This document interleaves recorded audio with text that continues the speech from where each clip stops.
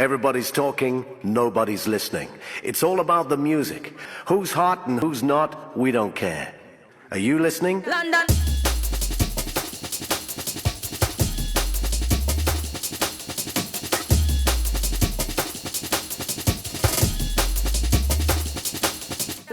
I mean, the one that started it off, I think, was in a shop, in the basement of a shop.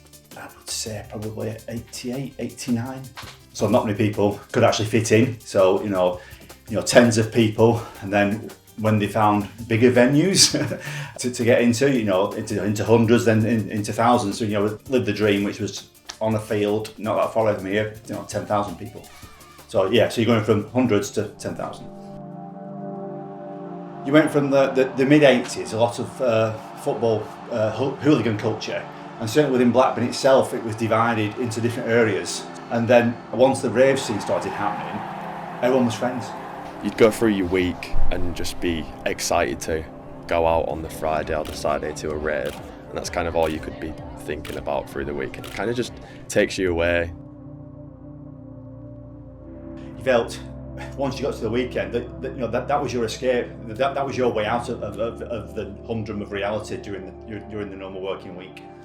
And definitely when you're in the rave, you kind of just, you do escape. You just forget about your troubles, money issues, whatever. So I definitely know why people love it, and I understand it too.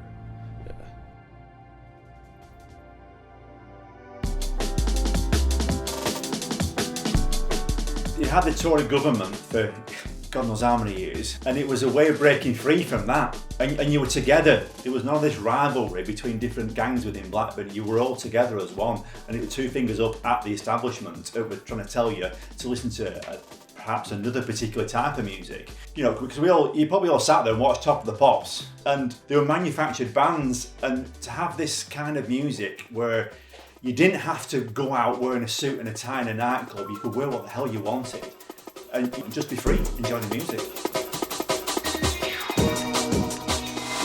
I think back in the day, there'd be such a mix of what people look like in a rave, because the clothing was really relaxed, and that was good. And then you'd see people turning up at a rave that had a suit on, and you think, I know where you come from. You come from Mr. G's in Blackburn, But they were probably tanked up on about 8 pints, but hopefully, they'd be back the week after, minus a suit, in the relaxed clothing, so they could have a good time. I kind of like having that sense of freedom of not having to stick to a dress code. You could walk through Leeds and see a group of people all dressed in posh shoes and shirts and be like, yeah, they're definitely not off to a rave. And you can kind of just make out who's going where. When I was younger, I'd just check Facebook events every weekend, every week through the week, see what's on at the weekend and go to it. But now I know more people share it on their stories and stuff. So I don't even have to check Facebook anymore. I just open up Instagram or whatever. People are just reposting the events they're going to.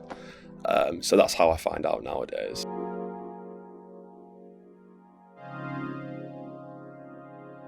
So you get different flyers, they'd be given out within clubs, they'd be given out outside, they'd be given out at record shops. Sometimes they'd give a phone number on, sometimes they'd just give a point to where you had to meet, because that was the only way of really finding out about when the raves were on.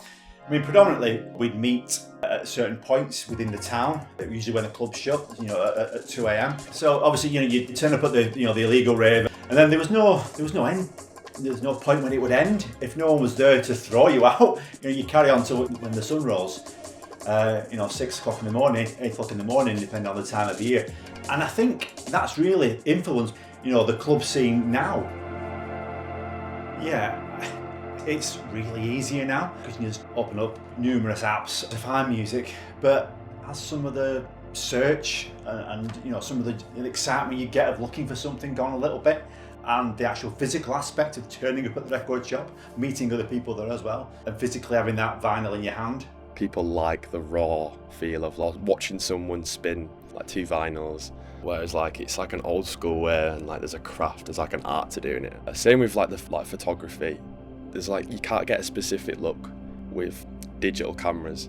you have to go back in time, get a raw footage from like film and stuff. And that's why I think film photos look so sick, because it takes you back to the 90s or the 2000s where the rave culture was just popping.